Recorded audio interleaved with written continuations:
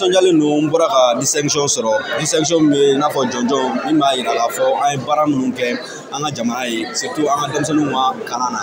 donc o jɔnjɔn in filɛ nin ne nisɔndiyalen don ne b'a dédié n ka équipe bɛɛ la ne kelen tɛ Robo Mali équipe bɛɛ de ye baara kɛ pour que ka se ka nin cogoya in sɔrɔ nisɔndiyalen don fɛnɛ n'a i bɛ baara min kɛ i ka jamana ka lakodɔn ye jamana ka lakodɔn ye ka tila ka jɔnjɔn ta k'a d'i ma i ka baara kelen na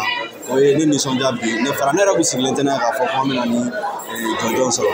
an ye application dɔ bila sen kan komi yɛrɛ de b'a la kɔfɛ application ye an bɛ kalan ye application min b'a to denmisɛnninw bɛ se ka kalan kɛ k'a sɔrɔ livre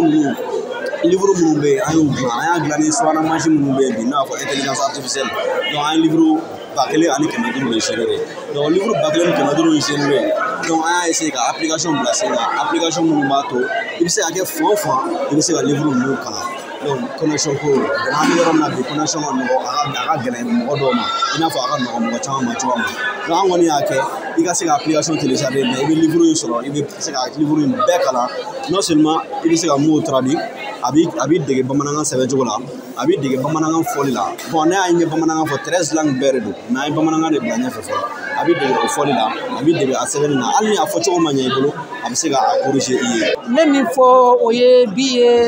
septembre kalo tile 8 ye min ye an ka tɔgɔdala kanw an ka kan 17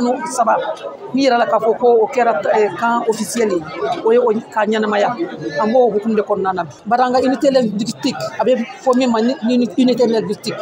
o 17 bɛ yen min bɛ n'i ye kɔrɔbɔrɔ kan ta n'i ye kan o kan ta min ye kan 17 ye karamɔgɔ jɔlenw bɛ min bɛ se k'aw lakalan bon bi journée kɔfɛ min bɛ o ye conférence baw bɛ sen na arabadon n'ala sɔnna ma salle Adama Berté CNRF la ɲɛnajɛba bɛ yen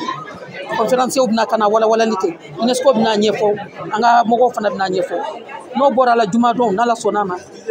an ka académies u y'u bolo di ɲɔgɔn ma u fana bɛna ɲɛnajɛba kɛ an ka centre d'apprentissage féminin musow ka yɔrɔ min bɛ Kalabankura la samedi don musojɛkulu a bɛ fɔ min ma ko kafo fana y'a laɲini u bɛna conférence dɔ kɛ ka musow ladɔnniya an ka nin don in